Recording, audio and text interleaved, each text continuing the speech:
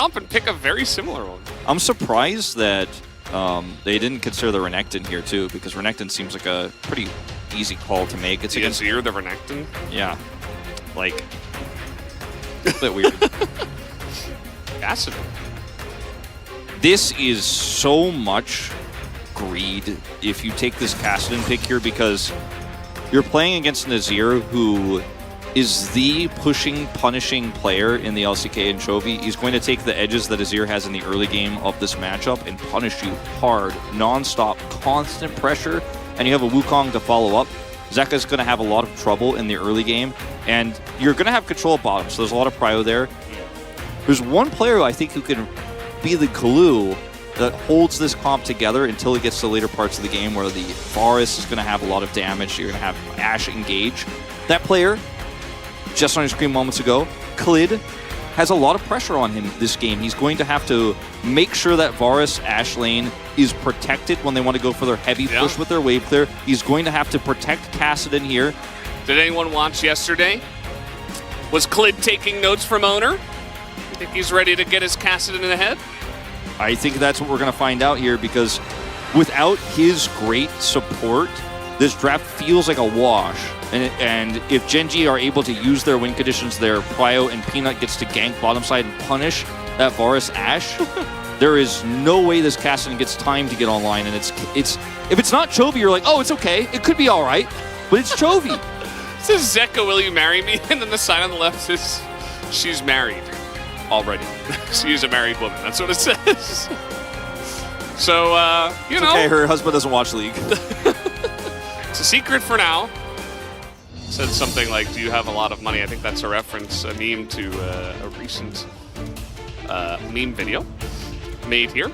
Either way, guys, this is going to get interesting. Kassadin is back in another Game 3. We'll see if Humalife can make it work like T1 was able to make it work yesterday. Either way, let's hop into the Rift and find out.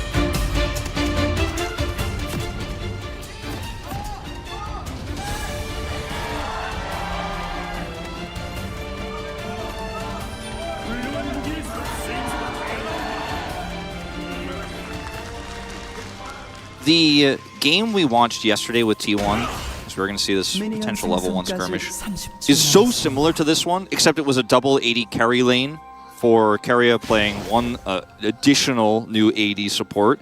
But you had the Kalista, which is a pushing lane like the one that Viper and Life are trying to run. Guys.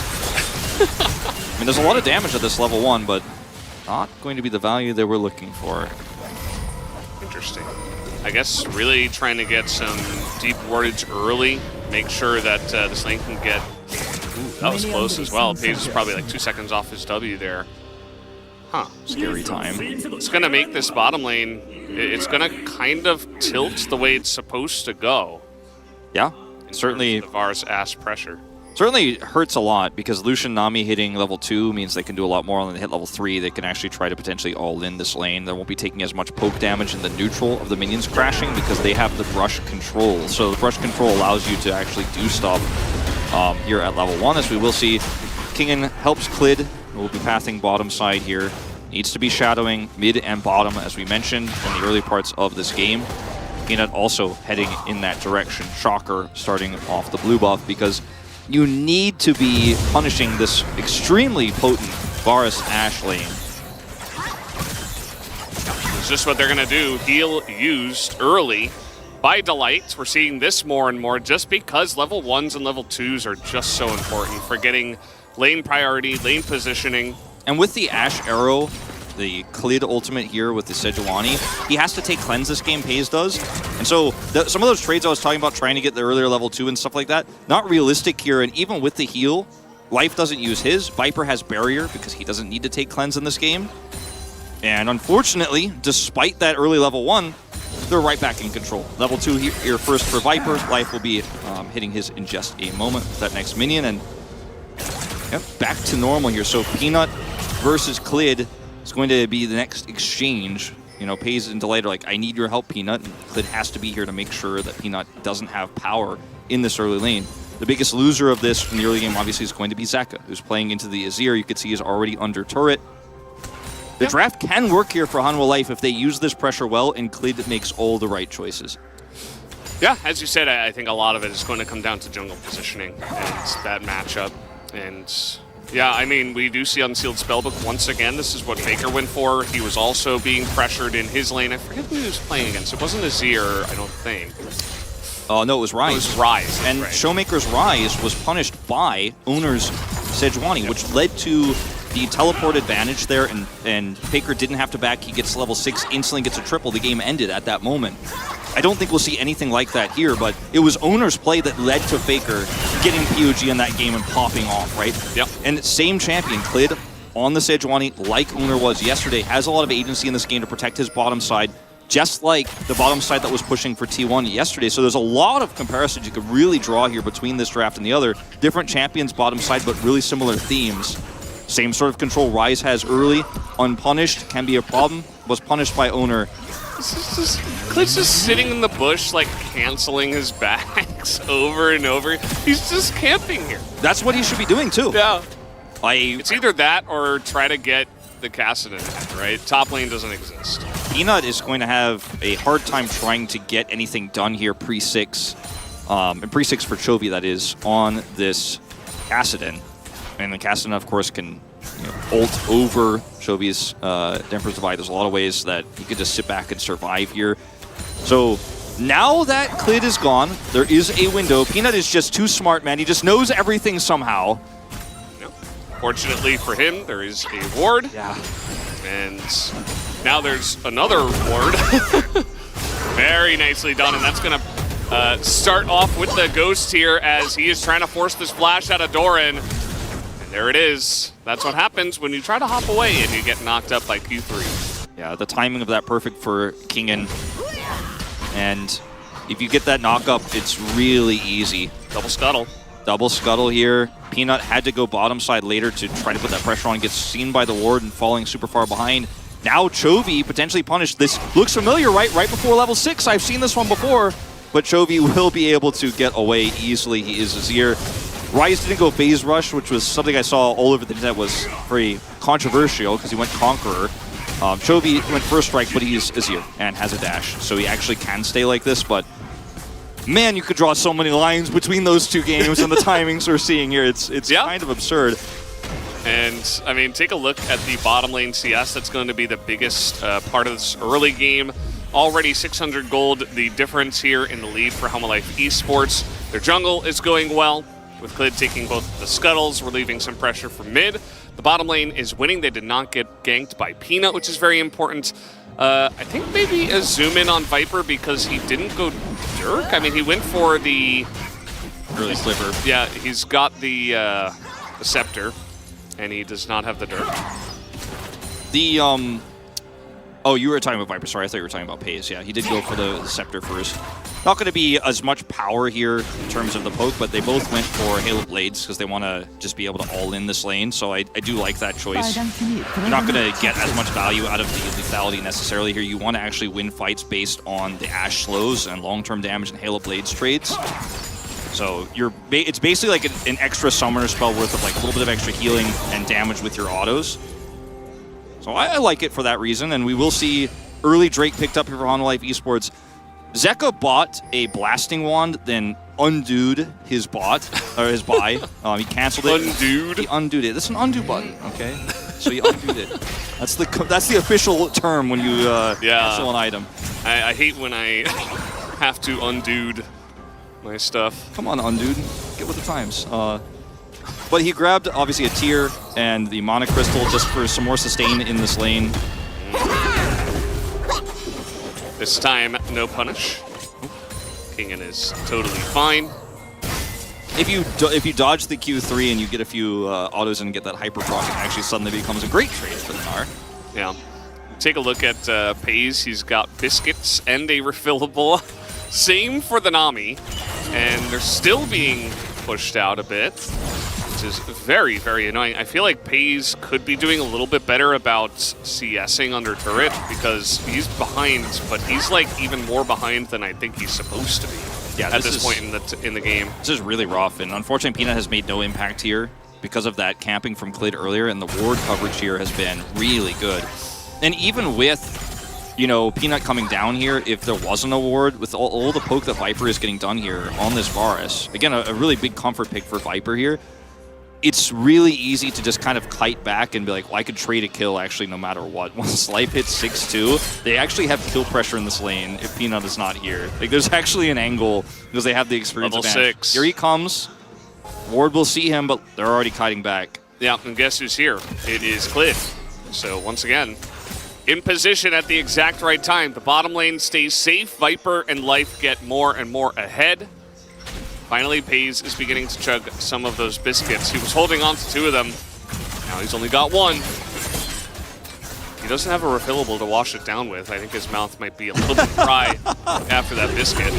As here we go, Ghost popped once again. Kane going in for the dive. Doran in a bit of trouble as he does not have his flash back up. This is looking pretty elementary, as that will be the first blood given over to Kingen in the solo kill, as no snipe comes out from Viper onto Delight. Yeah, Peanut really wants to ult and turn this and punish this plate attempt, but look at the damage. Just kind of walked up and almost died as the culling comes out here. Viper in a little bit of trouble. Viper's Positioning, trying to grab this plate, is perfectly out of range of Peanut's Flash Cyclone because he wants to Flash Cyclone and kill Viper here and punish him. He has to be so careful. Okay. Because, I mean, arrow and flash could happen. Looks like he's not going to flash, just going to charge it up, and Pays will respect. He's going to, be delayed in his back timing here as well, and we'll lose even more minions. Peanut took all of that. Yeah. Peanut took all of that damage here because he wants so badly to punish, but Viper's positioning is just too good. Like, his spacing is so good. Gets the plate and gets out. This is like, finally. This feels like how Life Esports fans are like, yes, this is what I expected. Yeah. Like, come on. Viper's so good. Like, play around them, draft around them, you know? As Viper's going to be going for some crit in this game. If you give Kingen the responsibility of playing into a safe lane for Gnar and just leaving him on an island, you know, we don't always trust it's going to go well, but when it's Doran, who's a very aggressive player, and this is a defensive champion that actually wins all-ins defensively, and actually is normally how K'Sante gets kills. Against Doran, you feel pretty good about Kingen's chances, right? Yeah. He gets a solo kill top, you camp bottom with Clid, and Clid's making all the right choices this game, and Hanwha Life are feeling great right now. Yeah, 530 gold down, but let's take another look at that in 10 minutes time, in 15 minutes time, where Zek is at that point once this casting starts coming online. That's normal. That's how you're supposed to be. Arrow sails wide. That could have been a recipe for disaster, but there is a cleanse onto Pays, which he absolutely needed to take in this game. What with the egregious amounts of CC on the side of Hanwha Life Esports' his composition. And yeah, as you said, I mean, Zeka's he's chilling. He's going to get behind. That's fine. Take a look at the CS. It's exactly even. He's got his Catalyst online, bought that tier early.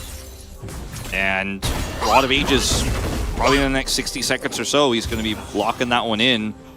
12, 30, 13-minute timer on that, and you're going to have level 16 very quickly in this game. And in the absence of a real hard threat in the side lane, Zeka will be able to just freely take minions and get gold by himself without many threats. Even Peanut is easy to dodge here.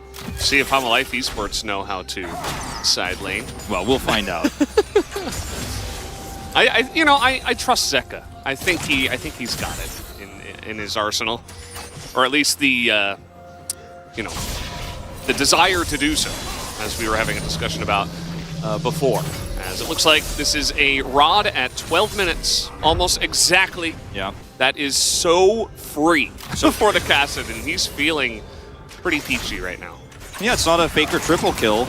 That's the one thing that's different is, we did see some trade back in that game yesterday with T1, where Gumacaria had some skirmishes. It's, okay, this time Doran's going in. And the flash is down, and it doesn't matter anyway. Doran is just getting kind of rocked up here. Kingen is back in form for this game, and Doran does not know what to do. Yeah, he went in deep and got punished. Tidal wave, though. Very nice. Viper does not care, as the arrow will hit, and Pays just barely going to survive.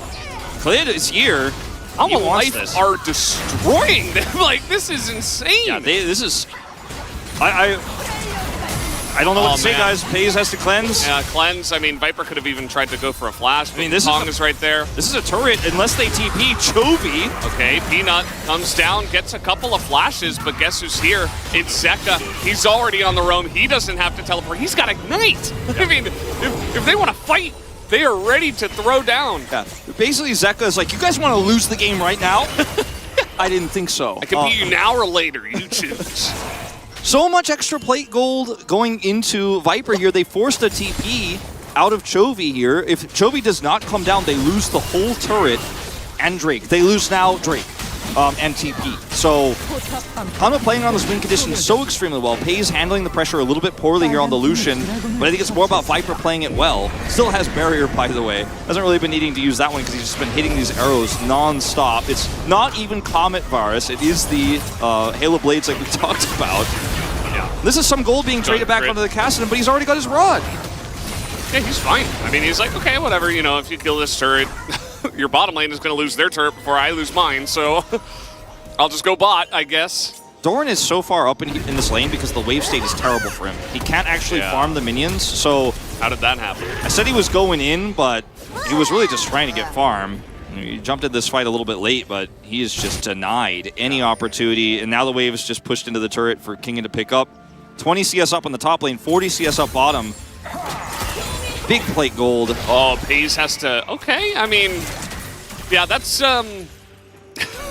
some Lucian gameplay right there. I mean, that's the only way to describe it. He just dashes one way, Gale forces the other way. He's totally fine.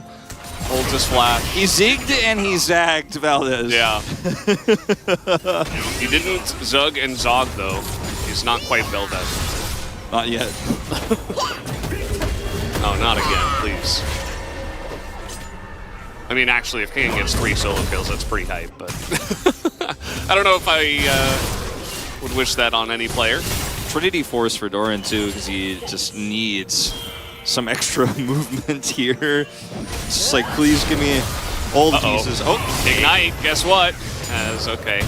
Gonna be forced to use that. Looks like Zeka was on cooldown as Kingen's going in. I don't know about that one, but he's looking for the kill. He nearly gets Doran, who goes into the mini-gnar right at the end, and that was a little bit scary, but they do get the kill in the end. Thing is, that doesn't matter.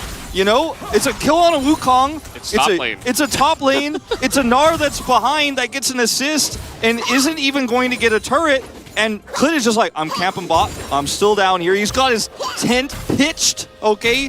He's bought one of those generators. He's playing like a PlayStation 5 in there. Yeah. He's got like a recliner He's somehow. got AC and heating in there, man. Because look at where he is while this is happening. Peanut's like, I know they're camping bot, so I'm going to make something happen. And by the 우리 way, 탑 잡은 것 같아. and he's like, I Looks think like I we got got him. 너만 조심하면. If we're careful. 휴. It's kind of a thank God sound is what that means, Yeah. but it's he knows too that this is his opportunity and it's the right play, but what it means is less significant here than the outcome of the bottom side of the map where FaZe is so significantly behind. I mean, at least Peanut is able to get a win because, okay, Chains of Corruption, pretty funny into Wukong.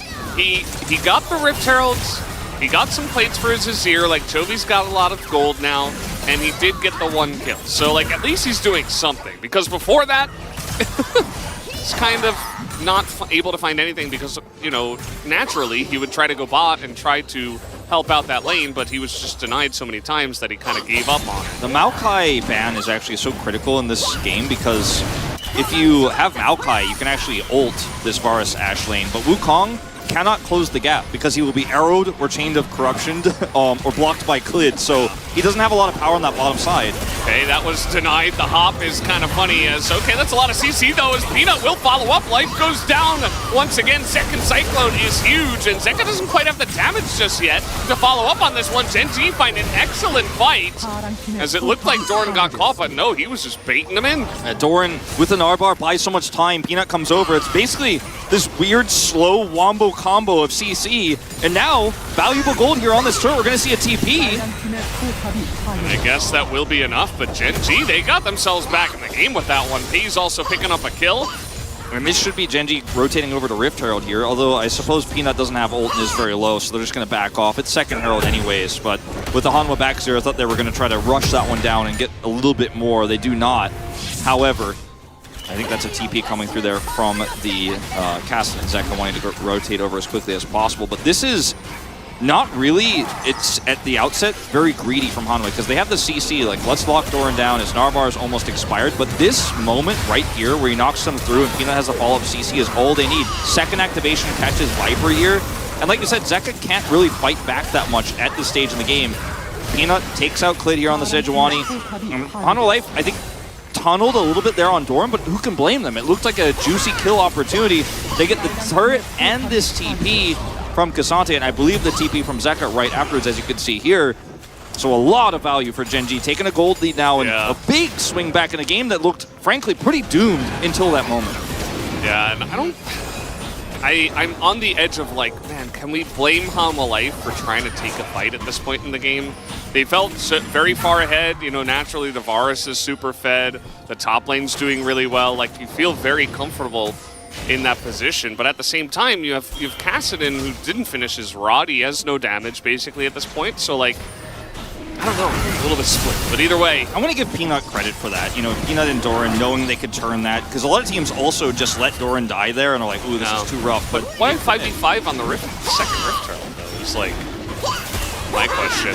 As the arrow is going to hit in the back line, Doran has to flash away from the Chains of Corruption. Both sides have a decent amount of CC, but Hanwha Life more so, as Clid in the front line will get that ult onto Peanut, who nearly will survive, nearly gets sniped as Pace goes in. Not sure about that, buddy.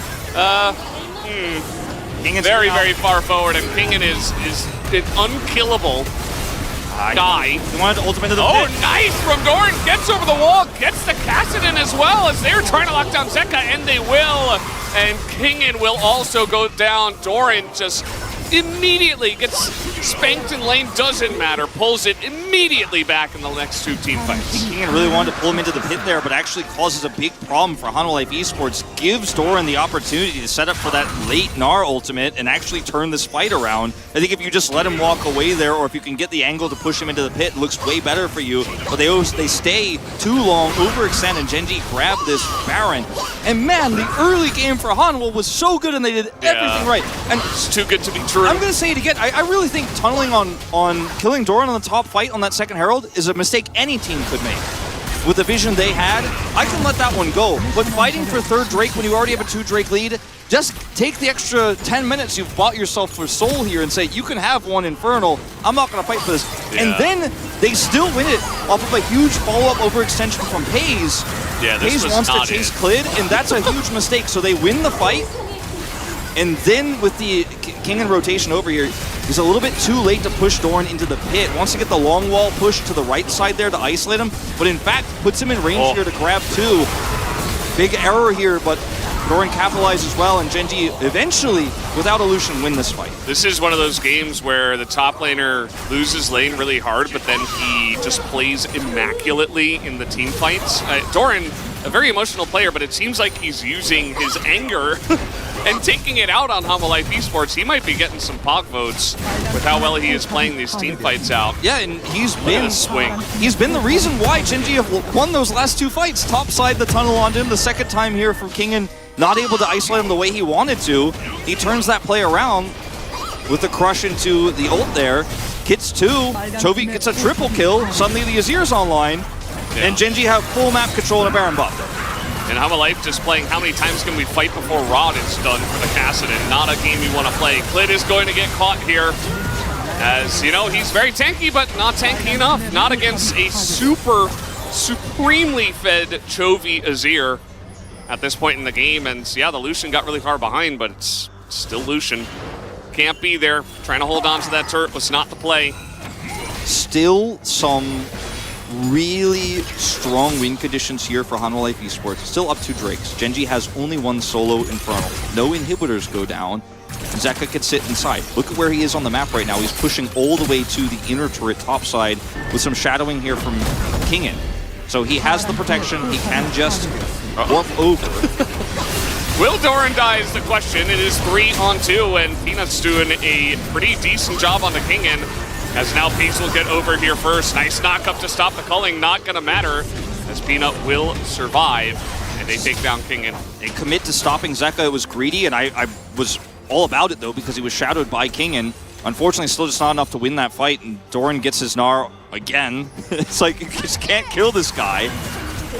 And goes down, and this is just Clid getting caught. Doran is getting POG if they win this game.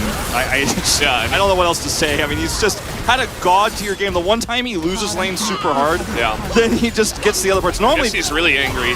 Doran normally wins lane and then doesn't do that much with it so far this season, but this time it's the opposite. It's once again, he has Narbar here, and Zeka doesn't get away, but like, can't even trade a kill back onto the Gnar here. And Zeka got so much farm and so much experience that he is close to 16, and that's one of their biggest win conditions here. Life can take away a lot of this vision very quickly, even defensively against Genji's Baron buff, because he has the Umbroglaive. So there are good things here, there are good pieces. And luckily they have that 2 Drake lead. They don't have to fight this next fight here until we see a little bit more setup, a little bit more control. Oh, they will. Hold on, you're right. You're right. They don't have to. They don't have to. You could just wait for Kassadin to get online. Or make Varus is also really fed. Could also play around the Kassadin and try to set a trap. You know, but they have so much long-range CC.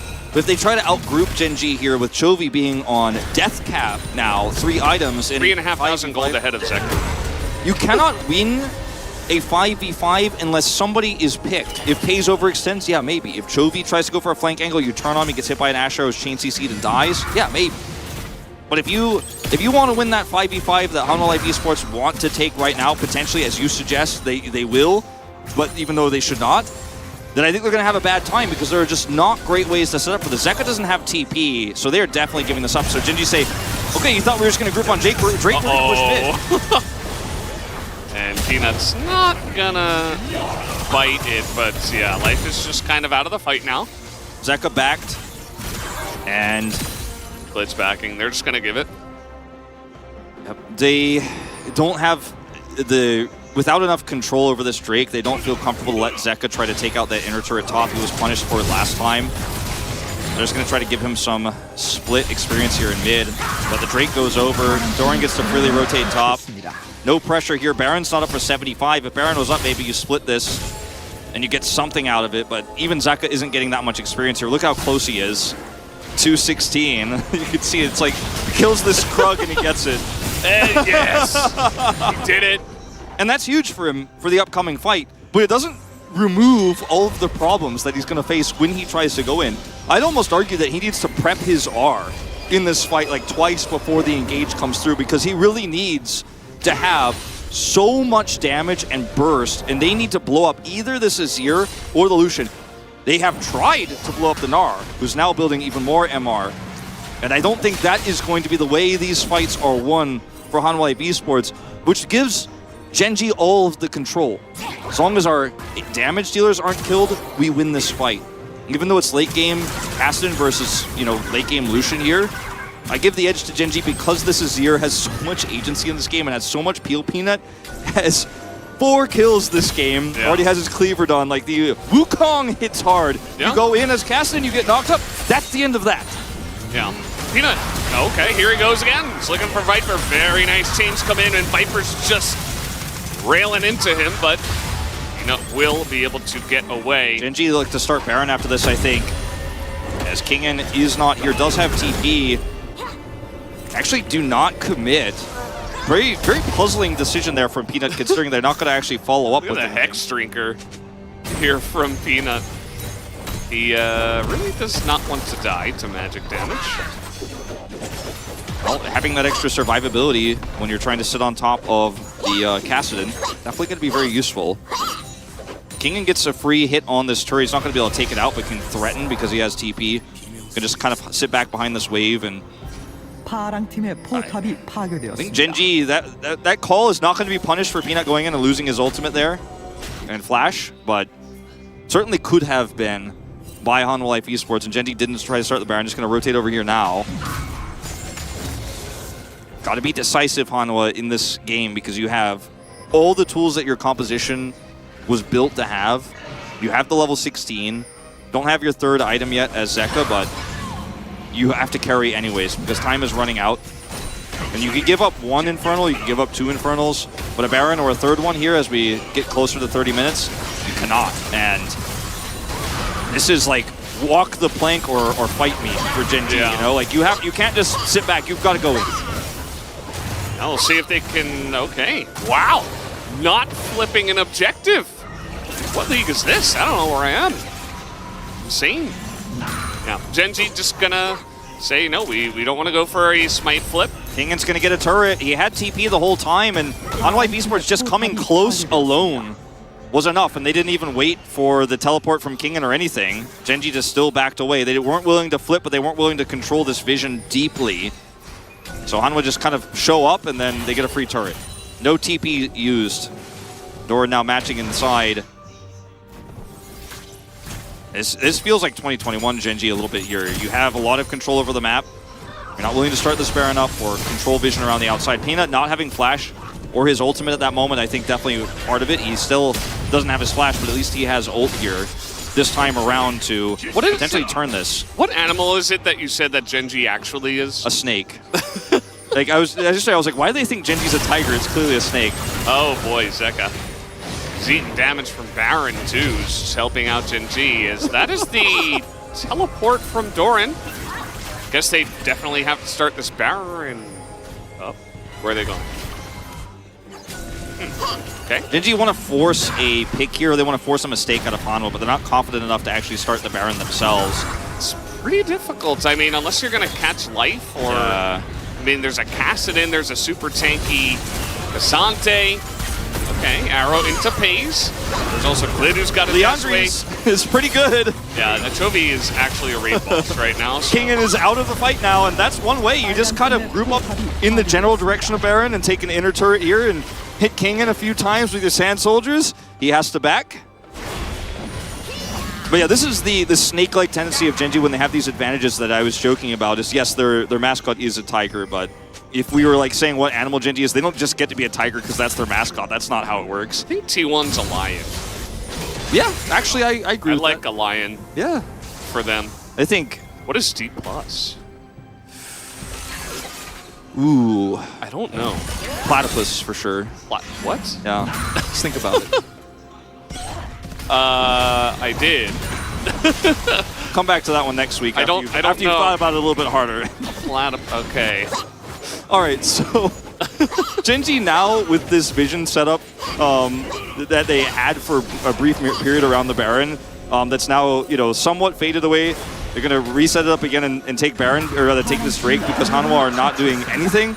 And yeah, Kassadin has 3 items now, but this doesn't just by default get better. For Hanwha, they need to be decisive and need to set up a pick. You have a pick comp with tons of damage in a long fight. It's not lethality virus. You have arrows, use them. Here's one, doesn't hit, but like, fish, okay? Look at how quickly the cooldown is coming back for life. You'd be basically hitting that on cooldown here because that's how you're gonna get, you don't have map control right now. You don't have vision. One way to get it back is to use these Ash arrows and Hawk shots.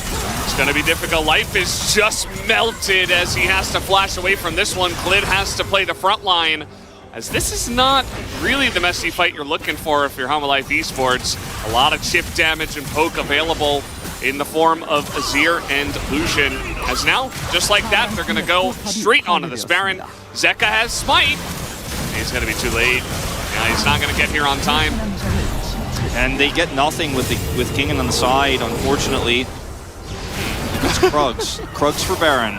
But they can't commit to this fight without any sort of control, and with life being pushed back there, all he could have offered was a long-range arrow, but no follow-up damage. They didn't have control of the mid-wave either.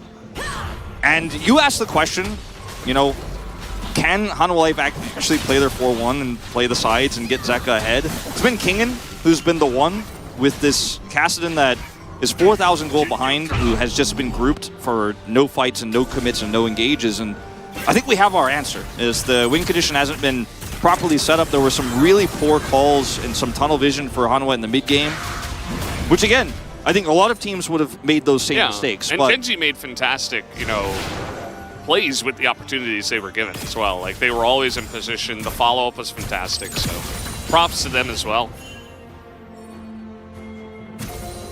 Genji just kind of using their setup and their turn and their lead here to group around objectives, not take them. So Pays has Cleanse, and also Delight has Mikhail's.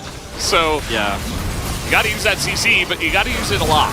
got to be a bunch, as Peanut can solo Zeka still. The Mikhails and the Cleanse here, this late in the game, you have those options. The longer the game goes on, the more difficult it can be. The arrow is already halfway back, or 2/3 back. Look at how quick it comes back. Valdez is level 11, but need to use it here to find a pick. Where's the follow-up? Okay, well, Viper is gonna go down as, oh man, a double kill as Paige just gets in there and Zeka can't do anything. Just immediately melted as Clit is ulting the wave, I guess. Doesn't matter, as his team is just gone already. That is gonna do it for game number 3. Gen G with triple Infernal and super fed Chovy alongside a Pace, who eventually hit his spikes and did insane amounts of damage. A little bit anticlimactic, but Gen G were in the lead the whole way since the mid-game, and they are going to take down this Nexus. Torin with the claps, as he was the one who clapped in that game. So much tunnel on him. He turned things around so quickly, so well. And this is a game in a lot of ways that Hanwha lost more than Gen G won, but you can see they had a plan in the draft. They banned the Maokai, one of the most punishing junglers, Clid Camp's bottom side. We can give like 5 out of 5 stars for how the first 15 minutes of the game went for Hanwha Life. They were oppressive, they were clean, Zeka played the laning phase basically perfectly. It's what happens after the plan that newer rosters always have to struggle with. And what happens after the plan for Gen G is you have 3 main roles and a bottom duo that are new, right? You have Gen G who already have a lot of synergy, already know how to communicate, already have those veterans on the team who work together for so long that can figure out those situations way better. And Doran doesn't choke. He handles it well. And if you're a Hanwha Life esports fan tonight, you're going to be holding on to Game 2 real tight when you go to sleep.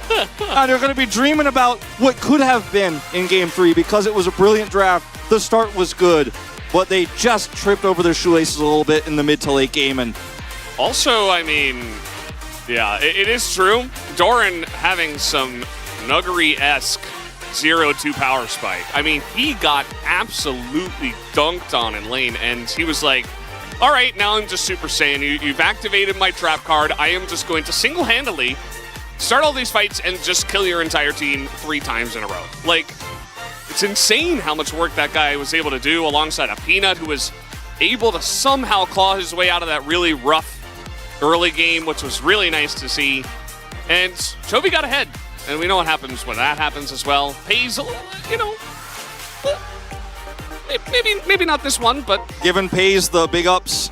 He, you know, what happens is like he makes the mistake and he knows it, but like then he has insane pop-off moments. So if he can just be a little bit more consistent, this guy is going to be insanely good. That's going to make Gen G insanely powerful. We are in a really snowbally meta Valdez, where Medi? No Vedi. Maybe on LEC just later. Medi.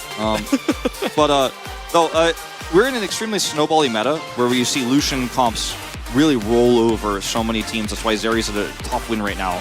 The comps that fall behind early and need to scale have been struggling. Even Cassidy, outside of that amazing Faker game that we did see yesterday, has been struggling a lot. We saw it with Kwangdong Freaks trying to run the Cassidy too, also get bowled over. This game wasn't that though. And Gen G just punched the snowball wide open. Like, because it was snowballing the other way. Because it was like, okay, oppressive bottom side snowbally. Lucian has no money. He can't do anything. Kingan's getting solo kills in the top lane. When you watch these highlights, you'll forget, like, if you watch only the second half of this game, you're like, whoa, oh my god, how did Gen G win this game? Because everything was so Hanwha Life esports favored. And then you'll see these turns from Doran. This is the first time Peanut ganks topside and gives him a kill. Or, well, Peanut actually takes a kill, but saves him there and gets a kill. Then you'll see this time where I think every team tunnels on this play of we can wrap around and kill Doran. But this time they're punished, right? And they had such a lead, they felt like, oh yeah, we're not fully online yet, but we can kill this Gnar, right? No, you can't. This is the first thing that goes wrong. And then don't group for the Rift Herald in the first place. Pays dies here. This is the second thing that goes wrong, where Doran makes the play. If both of these two things don't happen, I think Hanwha Life esports probably wins this game. But Doran gets over the wall here. Kingan can't push him into the pit. That's the story of this game. Chovy picks up a triple kill in this fight. Yeah, and then by the end of the game, they had 3 Infernal Drakes stacked as well. So it didn't matter how much scaling was on the side of Hanwha Life esports. It didn't matter what champion was in the mid lane. It could have been some new insanely OP scaling champion, I don't think it would have mattered at all. And Pays makes these plays at the end. He's, by the end of the game, actually so fed and so lethal. But let's remember that he started this game off with one hand tied behind his back. Genji with a huge comeback win here, and I think that it should be celebrated. Yeah, absolutely. It's a really good look for them. They'll have to go back to the drawing board and see what happened in game 2. But other than that, win's a win. As everybody's having a lot of fun too. It seemed like it's one of those wins that you feel really happy about, especially because it was such a nice comeback, and the early game did feel so helpless. Yeah. So it felt real great. It really did seem. I mean, you could see it in the gold graph here, but it really did seem impossible at times. And man, what a turnaround! Doran, the hero, never got tilted. Chovy picks up the kills. This team plays so well together. And on the other side for Hanwha Life, you have a draft, you have a plan, and you execute the plan. But when it comes to a little bit more like, okay, now we have to freestyle a little bit and use our lead and use this composition, that's where it fell apart. And I think that's the biggest difference between these two teams right now. But this was the best showing from Hanwha Life in a best of 3 that we've seen all season. So, well, like I said, if you're a Hanwha fan, hold on to that